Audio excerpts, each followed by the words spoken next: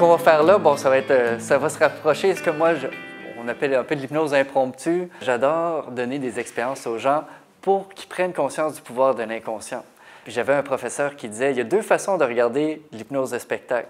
Okay? Tu peux regarder ça, dire « Ah, wow, c'est impressionnant, mais je suis content que ce n'est pas moi. » Ou tu peux dire « Ah, wow, c'est impressionnant, j'aimerais ça que ce soit moi. » Juste pour le fun, bon, je veux dire, tu es capable de te lever, là?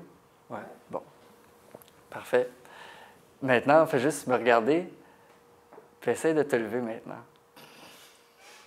Sincèrement, regarde, puis...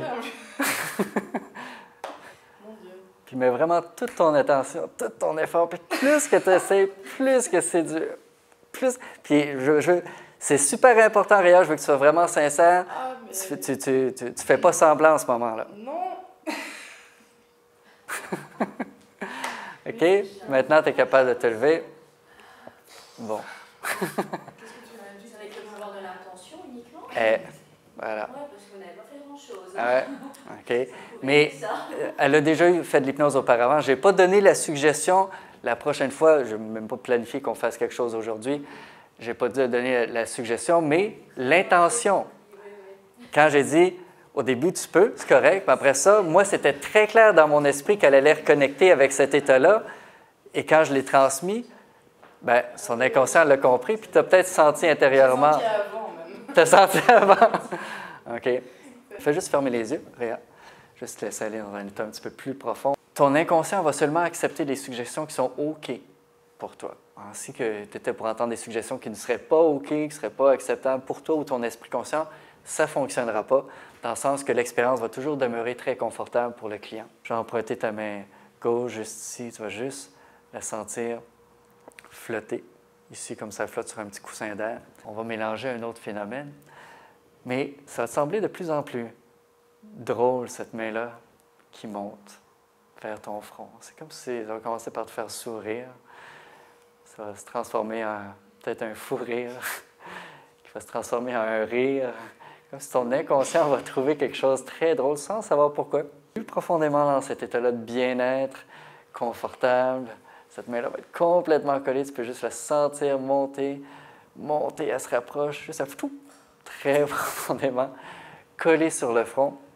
Et honnêtement, Réa, je veux que tu essaies de décoller cette main-là, puis plus que tu essaies, plus qu'elle est collée. Vraiment. C'est difficile, hein? Comment tu décrirais ton expérience en ce moment? Mais en fait, c'est comme si la commande que je demande, c'est l'inverse. Qu'est-ce qui arrive quand tu essaies de dire ton nom, regarde-moi dans les yeux, puis complètement...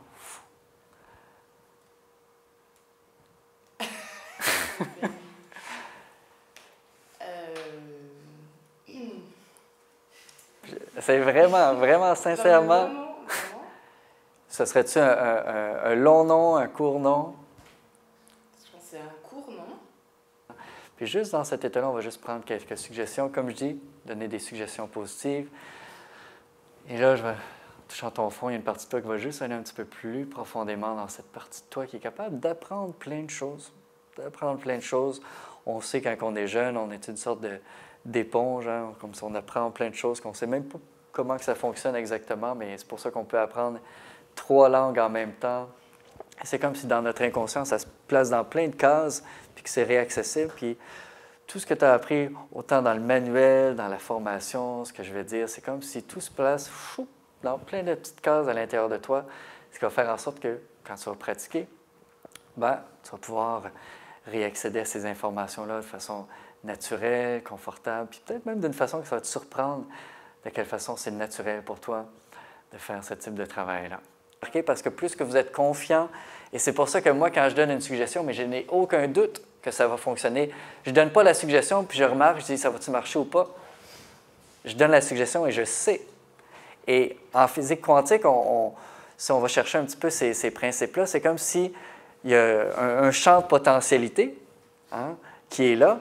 C'est incertain, mais si toi, tu arrives et tu dégages un état de cohérence dans ta confiance, bien, on entraîne l'autre à rentrer là-dedans. C'est comme si, à quelque part, on définit cette réalité-là. Et quand je parle d'intentionnalité, c'est là, cette conviction intérieure de ce qu'on dit se manifeste, va se créer. Et c'est ça qu'il faut entraîner. Il faut s'entraîner Oui, les mots, c'est quelque chose, mais il y a au-delà des mots, c'est comment on les prononce, le ton de voix, la façon qu'on le regarde, la façon qu'on ressent les mots quand on les prononce. Mais c'est de tout le temps se rappeler, c'est pas les mots qui créent tant que ça l'état, c'est ce qu'il y a en arrière. C'est de la façon qu'on les habite, ces mots-là.